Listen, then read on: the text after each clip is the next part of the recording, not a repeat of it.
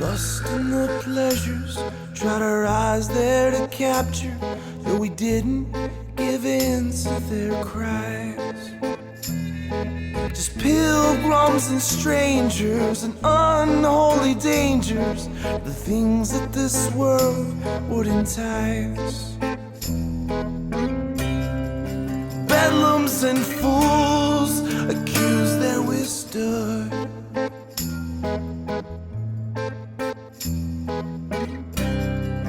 Beaten with whips and covered in earth.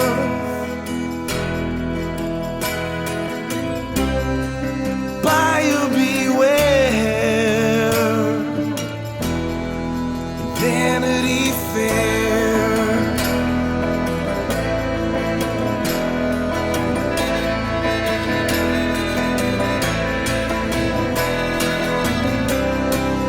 All of their wares, Vanity Fair.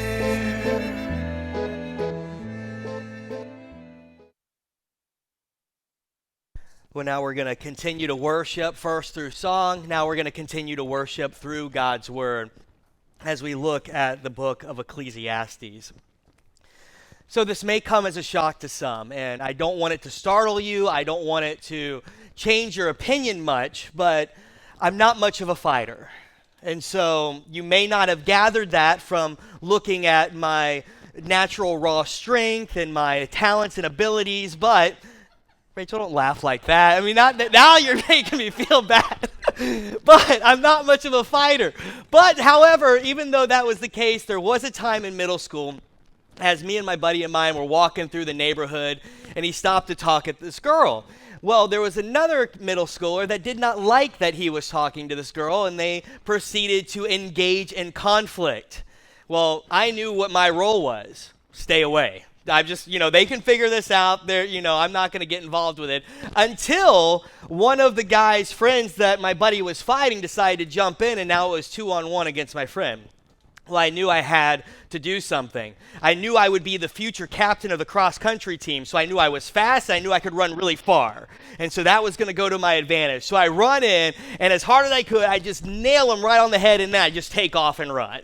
And so as I'm running away, my friend then gets out of the dog pile, starts running away. We get back to my mom's house, and we tell my mom what happened. And I actually get congratulated by my mom for throwing a punch. And she was like, I'm proud of you. You stood up and you did something well. Good job, good job. And so I realized at that moment that throwing a punch could be a good thing in a certain situations. That was really the only fight I've ever gotten into, and I consider myself 1-0 and undefeated. So you may not want to mess with me because you never know. I can hit you and run real fast still. Well, maybe not quite as much as I used to. But let's take that same illustration of throwing a punch, and let's say the consequences may differ depending on who I throw the punch to. Say Andrew and I are getting into an argument because he sang happy birthday for me during the middle of service, and we get into an argument, or better yet, maybe we're talking about the San Diego Padres and the Detroit Tigers or whatever, and we start getting an argument, and all of a sudden I swing at Andrew. And Andrew swings, well, Andrew would probably swing like this, but Andrew swings back at me, and we get into a fight right here in the middle of church. Well, the consequences of me and Andrew getting into a little scuffle probably are not going to go very good, because you guys are going to go, why is one of your worship leaders and your pastor getting into a fight over, well, it's baseball, it's worth fighting for, but why would you be getting into a fight here in the middle of church? And the consequences of our actions would be far greater than the consequence that happened back in middle school. Let's take it up a step. Say I approach, not Andrew, but I approach Matt over here. Matt is a sheriff for Orange County, and Matt is filled up or suited up in his attire as an Orange County sheriff, and I go up to Matt, and then I punch Matt. Well, that's probably not going to go really good. One, I'm absolutely sure he could take me out, but besides that, it just wouldn't go well, and I could be arrested at that point and then pulled before a judge. Well, what happens then if I get pulled before a judge? I take that same swing and I swing a punch at the judge.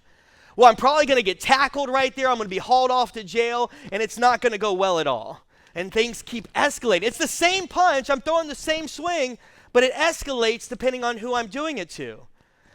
Trump was in Ocala last week. What if I were to get in there and find a way to make it up to the president and throw a swing at the president? What would I'd probably get shot on the spot. And it's the same punch that I would be swinging at to protect my friend, also to Andrew, to Matt, to the judge, to the president.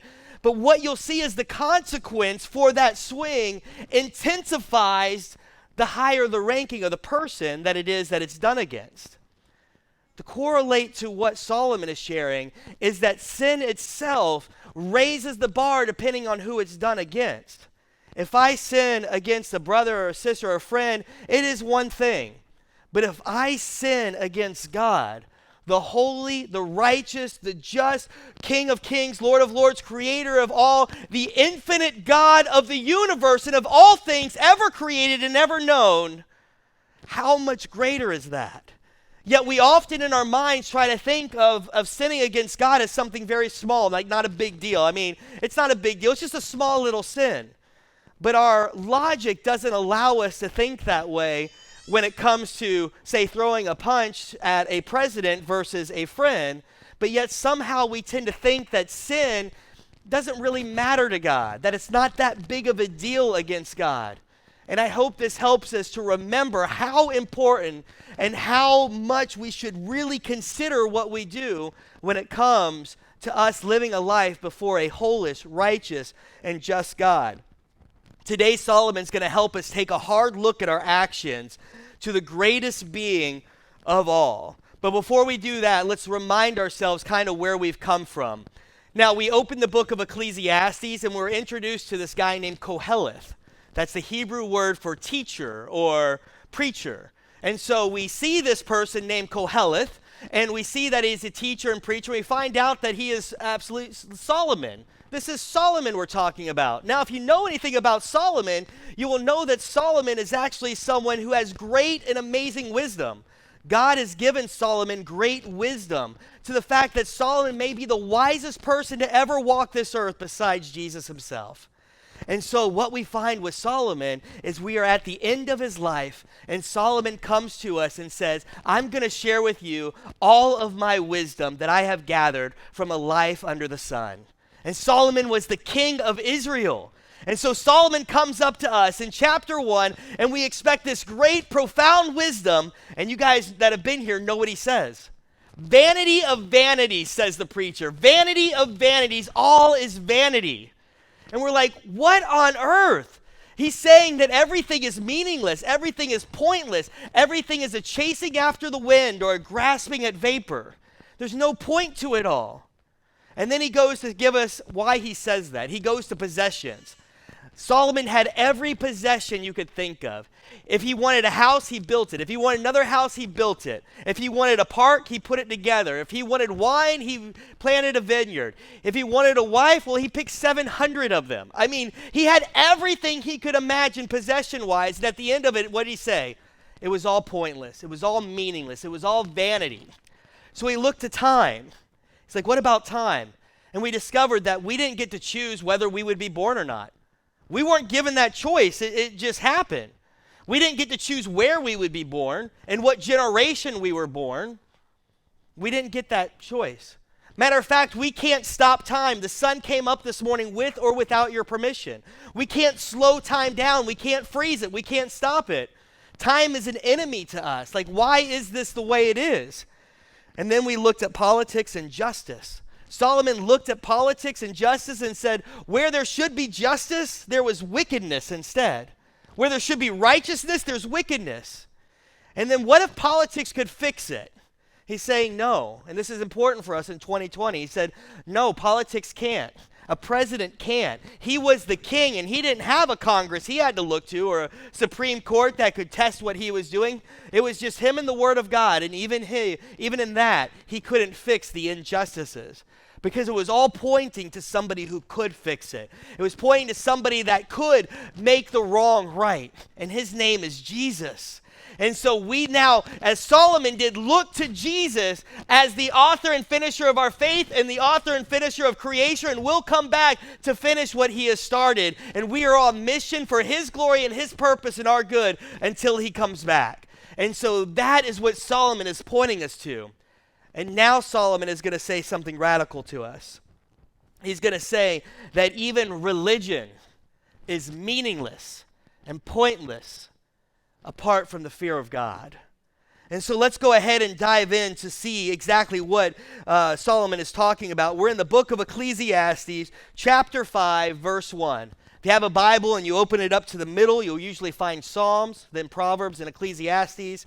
If you're using a smart device, we're using the English Standard Version, or you can listen here. So here are the words of the Lord, chapter 5, verse 1. Guard your steps when you go to the house of God. To draw near to listen is better than to offer the sacrifice of fools, for they do not know that they are doing evil. So in the Old Testament, they would do sacrifices as an atonement for sins. Something had to die for the sins. Either you're going to die or something else. And so what they did is use animal sacrifices so the animal would pay the price in your place. It was to point towards someone that would come that would make the ultimate sacrifice so that sacrifices wouldn't have to be continued to make. And so that's what would happen. But the problem that Solomon is seeing is someone would come and make a sacrifice, but then they would go right back out and continue doing everything that they've once done. And guess what? The sacrifice that was made is meaningless. It was pointless. It didn't do anything. It didn't help them to see or understand anything. It was just a ritual that was done so that people would look to them as if they were righteous, holy, good, doing the good Christian thing that they were supposed to do. But we see here, the sacrifice of fools, what Solomon is talking about, is doing a formality or performing the ritual in order to gain God's favor, when the heart of the worshiper is actually far from God. Let me say that again. The sacrifice of fools is doing a formality or performing a ritual in order to gain God's favor, when the heart of the worshiper is actually far from God. So the key to worship, if you're taking notes, the key to worshiping is listening and obeying God. Worship is not something we do for 15 minutes before the preaching of God's word and then one song afterward. That is a form of worship, but that's not just worship. The reason why I say we're now going to worship through God's word as we did through song is because it's a continuation of worship. We're going to worship through communion here in a little bit, and it's a continuation of worship. We're going to worship through prayer to God. It's a continuation of worship. And you're going to walk out these doors, and guess what? You're going to continue a life of worship when you walk through those doors. Worship isn't just through song. And so, what Solomon is saying is that this person that he's looking at, this person is being a hypocrite. Not before man, but like I said with throwing the punch, why it's so important, he's being a hypocrite before God. And Solomon is going to ask ourselves today to check ourselves to see if we too are hypocrites. Are we using Christianity as a religion, or is Christianity a life of worship in a relationship with the King of Kings and the Lord of Lords? Now, let me stop here for a second. When I say the word hypocrite, the first thing that we usually do is we want to look to something that we've seen that's a hypocrite. We don't want to look at ourselves. We want to look to something else. We look at the presidential candidates, and we can point out where they've been hypocrites. We look to CNN or Fox News or whatever news you like to see, and always like to point out the hypocrisy of the other one. You point to friends and neighbors and coworkers that are hypocrites and put out hypocrisy, and you don't want to look in at yourself on that. But let me say something that may be startling. All of us here are hypocrites. And you may not want to say that about yourself, but I'm pleading with you this morning to just put it on the table for just a moment to think about, because that's going to be vitally important. And I'll start with myself. I am a hypocrite. And this isn't I'm not going to have you guys go around and tell me why you're a hypocrite, so don't worry. You can sit back and relax. Let me just give you an example. No, we'll just have a fun one. I'll come home from work and I'll be exhausted because I've spent all day pushing play on my mixer, and it's hard work to push play on me. It can be, your finger can wear out. Just trust me, it's just hard work. I do a lot of exercise. And I'm exhausted, and I come home and I get back to the house and the kids are crazy, everything's going on, and I'm like, babe, I am so tired, I just need to go to bed. I'm just going to lay down. And she's like, no, you're not. You're going to get up, you're going to say prayers with the kids, you're going to get them in bed, you're going to put away everything, we're going to get this thing cleaned up, then you can go to bed. Oh, I'm so tired and exhausted. And then I get a notification on my phone that Trolls World Tour is now on Hulu and we can watch it for free. All right, kids, guess what? We're going to watch Trolls World Tour. Everybody get together. Come on. We're going to do this. This is going to be awesome. I haven't seen it. I didn't want to spend $20 for it when it first came out. But now that I can watch it for free, let's check it out. And of course, my wife's really good at calling me out, as most wives are. And she was like, really? Now you found energy? Now you're excited? Now you want to go do something? And so I find myself in a fun way, but still being a hypocrite. And we do that, though, not just in fun ways, but we do that in all aspects of our lives. We find ourselves in that. And so this is why we need to take a moment and pause, because Solomon is asking us to examine ourselves and examine our lives to see if we fall in the same situation. Hear these words, and we'll have it up on the screen. 2 Corinthians 13:5. Says this, examine yourselves to see whether you are in the faith. Test yourselves, or do you not realize this about yourselves, that Jesus Christ is in you, unless indeed you fail to meet the test. Now let me tell you why this verse right here is so radical. This is to the church of Corinth, okay? Paul planted the church in Corinth. Paul spent a year and a half teaching these peoples the beauties and wonders and oracles of God. Like, Paul was there. This is the third letter that Paul wrote to Corinth. We believe there was a second one that was lost to time that is mentioned in 2 Corinthians. So we believe that Paul wrote actually 3 letters, but we have 2 of them.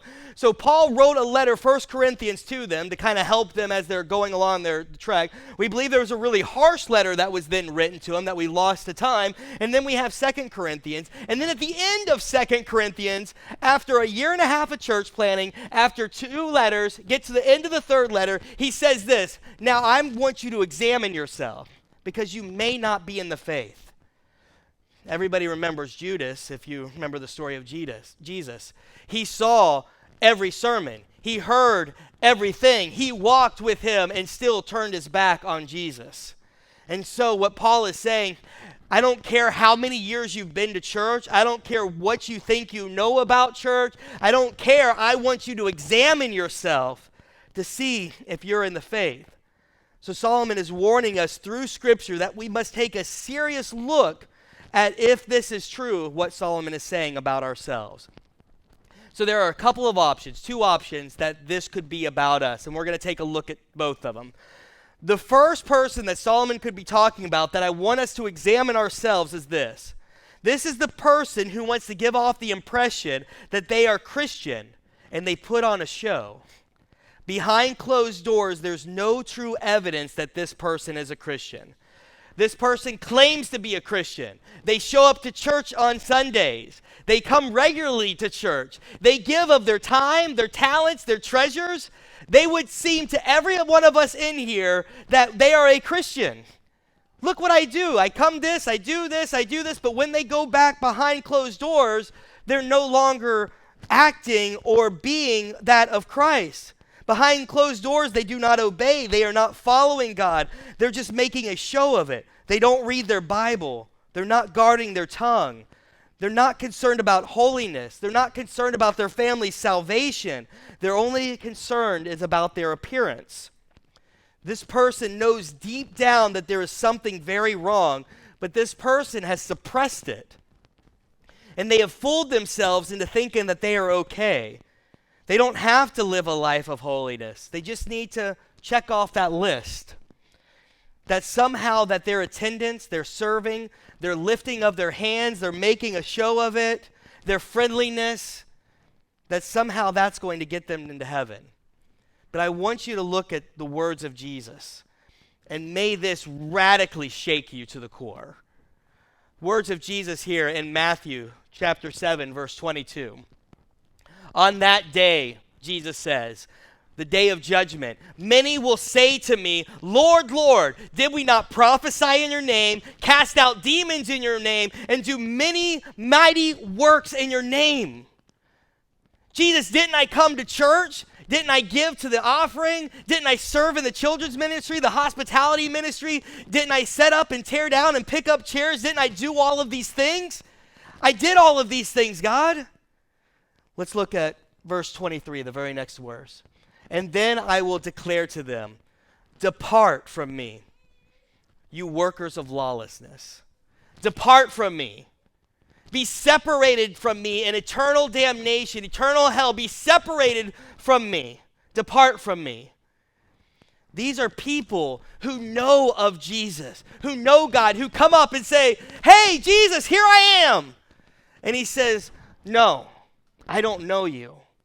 You did all these things. You did all this stuff that you thought was good, but you still didn't know me. Your works were of lawlessness. So in other words, you did not follow the law. There is a moral law that we still follow today, and you did not follow it. You loved your sin more than you loved me.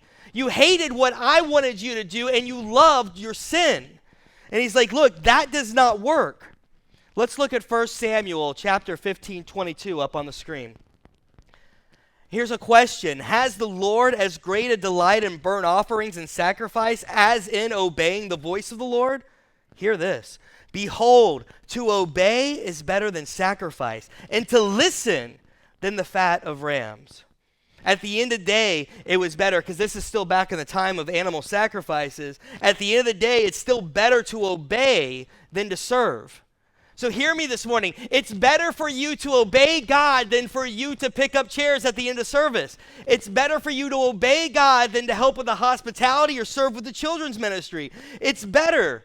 Now, it would be great if we did both, but it's better if we're going to choose one that we choose this. Worship is not just coming and singing. And I try to help us to understand that every time by showing that every act is an act of worship. Let me ask you this. Have you ever wondered why we may spend, say, 20 minutes singing and maybe 40 minutes in God's Word? Like, well, there's some churches that'll spend an hour, hour and a half in singing and maybe 10, 15 minutes in God's Word and more singing. Why is the difference? There's a very important part to this. It's better for us to hear from God than it is for us to sing to Him. Now, it's important for us to sing. We will be spending eternity singing and praising the King of Kings and Lord of Lords. This is wonderful. Don't get me wrong. We should find great joy in proclaiming the greatness of God. But it's better for us, while we're stuck on this planet death, it is better for us to hear from God than it is for us to sing, while we should do both. When the word is rightly preached, our God is speaking from heaven, and He's speaking to us, so we must draw near and listen to Him. So the question that I'm posing right now for us to examine ourselves, is this you? Are you someone who claims to be Christian, that you know Christ? Do you serve? Do you come to church? Do you experience these things? But are you apart from here? Are you somebody different? Do you truly love the things of God, and are you working towards them? And are you fighting an active battle against your sin? Or are you actively fighting against the things that God disgusts and hates? Is that you? Are you Christian? The second person that Solomon could be speaking about is the person who has been affirmed as a believer, told that this is what a believer is supposed to do, yet does not realize that they're not a believer. This is actually a naive believer. These people are naive and have never tested themselves to see if they are really in the faith. And here's the thing, is they do not know enough of their Bible, and they do not know enough of salvation to know whether this is true or not. They've had pastors tell them that they are saved. They've had maybe gone to a revival and had an experience and felt like they were saved. Maybe they went to an altar call at one point and they sat before an altar and they said that they were saved. Perhaps they've said the sinner's prayer. One of the things that I ask people when they said that they've said the sinner's prayer is, I said, how many times have you said the sinner's prayer? A lot of times they'll say 6, 7, 10. It's like, well, which one worked? Oh, I don't know. You see, and this may shock you, the sinner's prayer is not in the Bible. Like, it's not there. It's not. An altar call. Altar calls are not in the Bible. There's no New Testament church biblically that knew what an altar call was. It's just not there. And so what does this mean then for us? Like this, and this is the problem that Solomon's dealing with, is somebody has told you you're a Christian, or you've told yourself you're a Christian, but yet you don't know what salvation truly is. You don't know what it means to really be in a faith. And Solomon is saying, Paul was saying a minute ago, hold on. I want you to check yourself. I want you to know for sure if you are in the faith. I want you to know for sure so that when you stand before the righteous, just, holy God, you have no fear because you know you have been rescued, because you've been ransomed, you've been redeemed, you've been restored, and there's no question in your mind that this has happened. Is that you today? Are you concerned? Perhaps you say that the Bible says I just need to believe in God and that's it. Yeah, that is true. But that is a result of your salvation. And I'll explain more why the word belief, remember, even the demons believe in God. So there's got to be something more. There's got to be something different. And the Bible is clear on what that is. The first person knows that they're in the faith, but they suppress it. They hide it. This person doesn't know that they're not in the faith because someone or even themselves convinced them that they were, though they don't know what the Bible teaches about salvation. This person trusts in what they hear over the years, and they haven't tested themselves. Solomon continues in verse 2 to make it clear the root of the problem. Let's look at verse 2. Do not be rash with your mouth, nor let your heart be hasty to utter a word before God. For God is in heaven and you are on earth. Therefore, let your words be few. Let me tell you what the root of the problem here is. The root here is the same thing that Solomon was just saying. This person doesn't know God. They think they know God. They think they understand God, but they don't know God. Because if they knew God, they'd be very careful what they say to God. They'd be very careful. They would guard their steps as they come in. How many of us guarded our steps as we walked in? Did we realize that we're coming in here, or hey, are we just coming to a cafeteria this morning? Well, we are. But this is a cafeteria that has been sanctified, consecrated for the worship and praise of the King of Kings and Lord of Lords. Did we come in here knowing that this is what we were going to be doing? Did we give any thought to that? And if you didn't, that doesn't mean you're not saved. But this is the seriousness that Solomon is presenting for us. Are we thinking about these things as we come in before the Lord? He's saying there that we need to be careful what we say. Do we know the God that we are talking to? If we truly understood, if we go up to the President of the United States, we're going to conduct ourselves a certain way, aren't we? Yes, Mr. President. I don't care if it's Trump or Obama or who it is. Because I respect the office of the President of the United States, I am going to hold myself a certain way. I'm going to be dignified. I'm going to be polite because I respect the office. Do we respect the office of the Lord? Do we know who we're praying to? Do we know who we're singing to? If we do, this should radically change how we think. You may think you know God. You may know some things about God, but if you truly knew God, would you be continuing to do what you're doing behind closed doors when nobody else is around? Would you be quick to speak? Would you be quick to put on a show? Would you be quick to dismiss the words that I'm saying today? Would you do as Paul told the Corinthians and be willing to test? First thing we must ask is, do we know God? Do we revere God? Do I have a proper awe of God? Do I fear God? Not that I'm scared of God, but do I realize the greatness and wonder and majesty of this infinite God? And do I see him? And am I really fearful of who he is and his power and his majesty? Do I have proper reverence for him? It's not a frightened scare, it's an overwhelming awe. To the naive who has been taught, to the naive person that hasn't been taught, hasn't been discipled or trained up, it's not all that hard to understand why they don't know God as they should. Their words would be different if they grasped who they were talking to. And that is Solomon's point here. Solomon then goes into verse 3 to give us a proverb. He says, "For a dream comes with much business, and the fool's voice with many words. And I'll explain this proverb more at the end of verse 4 because he's going to give it again in verse 7. So in verse 4, he then does this. When you vow a vow to God, do not delay in paying it, for he has no pleasure in fools. Pay what you vow. It is better that you should not vow than that you should vow and not pay. So Solomon is continuing through the idea of the hypocrite, and he's saying, are you vowing before God? Have you told God that, God, I'm going to start coming to church, and I'm going to start doing this, and I'm going to change this, and I'm going to act in this way, I'm going to give this, I'm going to do this. God, if you do this, then I'm going to do this, or God, I'll do this, hoping you'll do this. Have you done that and not done what you have promised God? That's the question that is being asked here. Solomon is trying to help us understand that we're not vowing to our children. We're not vowing to our spouse. We're not vowing to our neighbor or our coworker. We're vowing to God.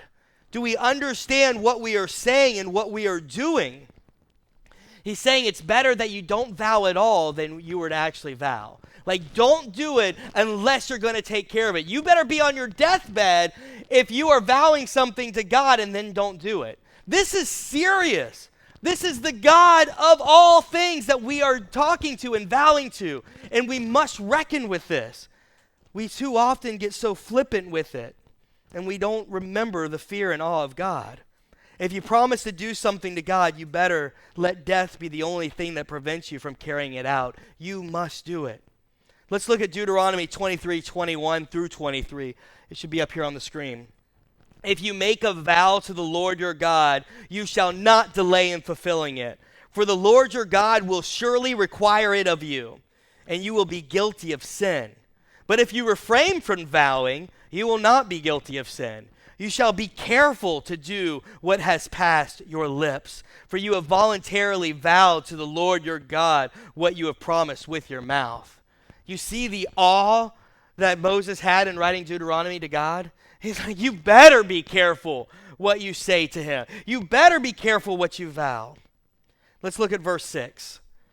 Let not your mouth lead you to sin, and do not say before the messenger that it was a mistake. Why should God be angry at your voice and destroy the works of your hand?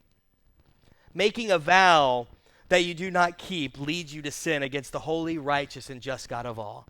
So the messenger here, as in a temple, they would go up and they would make a vow before God. The messenger would hear it. The messenger would make sure they hold themselves accountable to carrying out that. Today, it could be your pastor. It could be a fellow brother or sister in Christ that you may share it to. And they should, if they care for your soul and love you, make sure that you carry that out. But what he's saying is it's better even not to vow at all than to possibly not carry it out. Because look what it says there at the end. Why should God then be angry at your voice? That's a bit dramatic if we're honest, right? Like, God is angry at your voice. Just hearing your words, he's angry at. Whoa. Like, we think of God as love, right? We think that God is just a God of love and care and beauty and wonder, and he just wants to hold you and play with you and tickle you. I mean, we have these weird understandings of God. And here we see God is angry at your voice. Like, your voice is, no, I don't even want to hear you right now. Wow. Like, do we stop to think of that? And so it's better for us to not even vow. It's better for us not to let our mouth lead us to sin. So why should God be angry at your voice? Why should God then destroy the works of your hands? Solomon ends in verse 7, and he takes on the proverb from verse 3 and expands it. For when dreams increase, words grow many, there is vanity. But God is the one you must fear. As your words increase, dreams we think of more like daydreams. As you're thinking and you're pondering, as you imagine more and more things, and your words become more, it's all vanity. It's all hevel. It's all pointless. It's meaningless. It's a chasing after the wind. It's a grasping for vapor. That's all it is. But God is the one you must fear.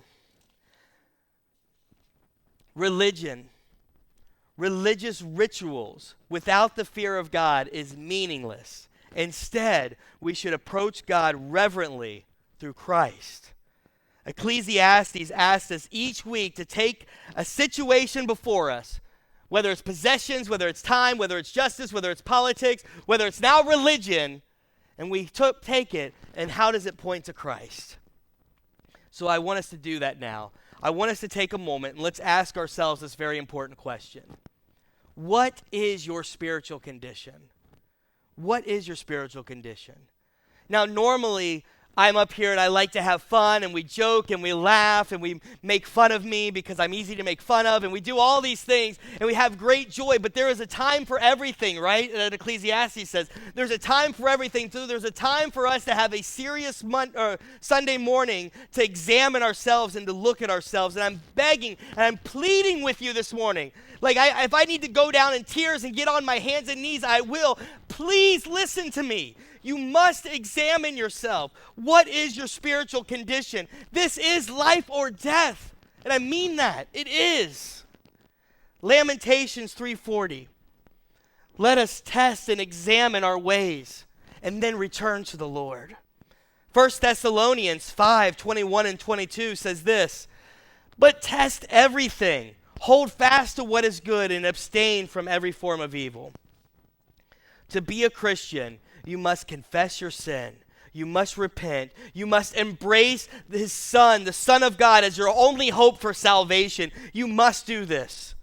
And one of the greatest tests to see if you are Christian is if you have abandoned all hope in self. Are you looking to yourself to save you? Are you looking to yourself for ultimate fulfillment, of ultimate hope, of ultimate glory? Is your hope in your righteousness?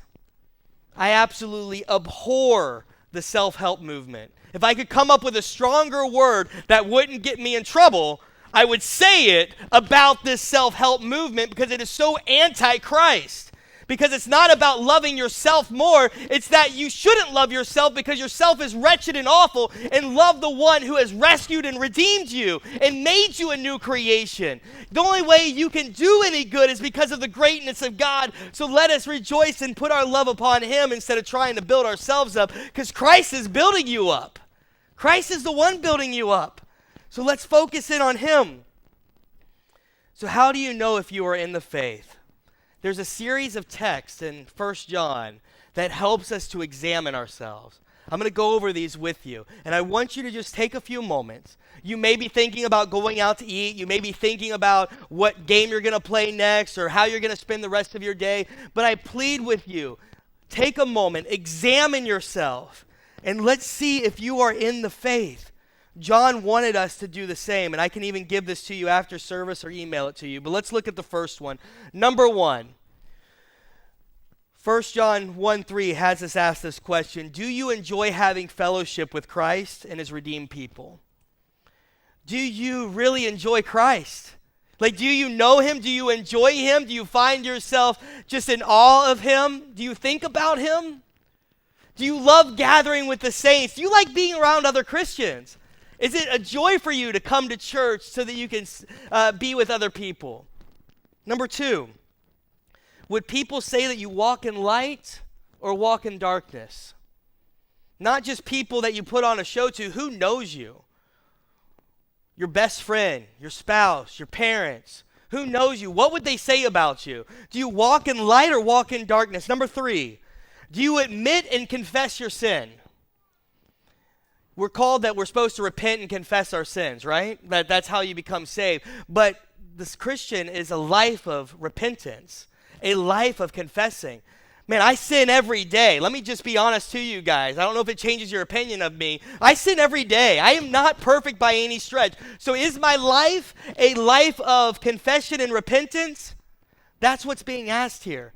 And so I confess my sins. I know that I fail, and I keep asking God to continue to go deep in my heart and find the different areas and chisel away at them. Does this mark you? Number four, are you obedient to God's word? Is your way of looking at the world through culture's lens or through your lens? Have you adopted a stance based on culture or based on your idea? Or are you searching God's word to find is this God's stance on this? And if you find that your stance is opposed to God's stance, are you willing to change it? If you're not, then that could be a big problem. It could be a big factor in this. Are you willing to be obedient to God's word? Does your life indicate, number five, that you love God rather than the world? Does your life indicate that? Do you love God more, or do you love the things of God? Do you love God, or do you love what God has created more? Number 6, is your life characterized by doing what is right? Like, do you enjoy the things that God enjoys, that he calls you to do? Is it characterized by doing those things? None of this is saying that you're doing it perfectly right all the time. But is this a way of life for you? Not that you don't stumble, not that you don't fall. Nobody's looking for perfection here. But is this what you find yourself? Do you seek, number 7, to maintain a pure life? Is that what you're seeking and asking the Holy Spirit to help you as you guide and as you walk and as you go through this life? Number 8. Do you see a decreased pattern of sin in your life? That which goes against God's will and his law. Do you see a decreased pattern in your life? This refers to not continuing in sin as a way of life. This isn't saying the total abstinence of sin, because none of us can do that. But are you seeing a decreased pattern of sin in your life as you are asking the Holy Spirit to make you more and more like Jesus, as you're growing in grace, knowledge, and mercy, growing in understanding of God's word? Do you see this?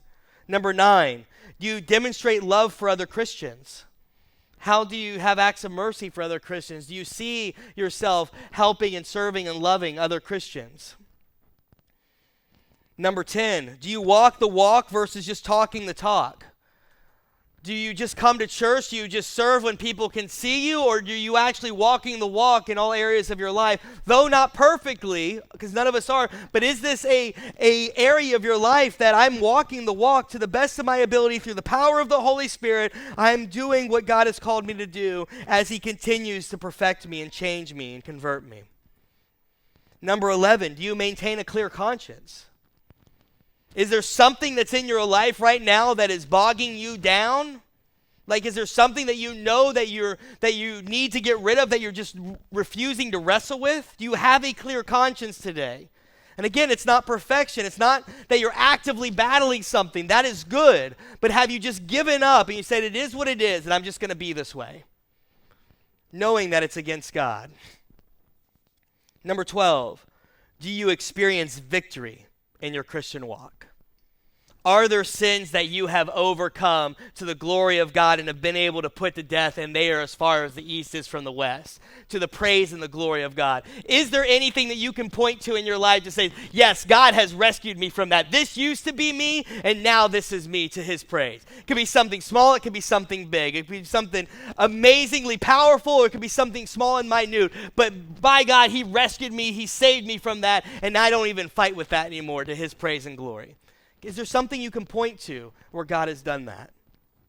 If you can answer yes to these questions, or are able to answer yes to most and see progress in the areas that may not be a complete yes yet, then you're examining yourself correctly and are finding yourself in the faith. You need to continue to check yourself to ask God to reveal his work in your life. Galatians 5:22-23 says this, "But the fruit of the Spirit is love, joy, peace, patience, kindness, goodness, faithfulness, gentleness, self-control. Against such things there is no law." You'll see yourself growing, not to perfection, because we will only be perfected upon Christ's return. But you see yourself growing in love and peace, patience, kindness, goodness. Remember the illustration that I began with. It's not the punch, but it's who you punch. It's not just small sin we're dealing with. It's sin against God. It is the sin that Jesus rescues us from. So I want to help us here. As we close down this section and we get ready to pray, I want us to examine ourselves. I want us to look at ourselves. And you may say, well, I've prayed a prayer to God. I've asked Jesus into my heart. You may have said, I may have gone to the altar. I may have had this experience. But I want us to take a quick moment to just test this for us. Ephesians 2:8-9 says that we are saved by grace.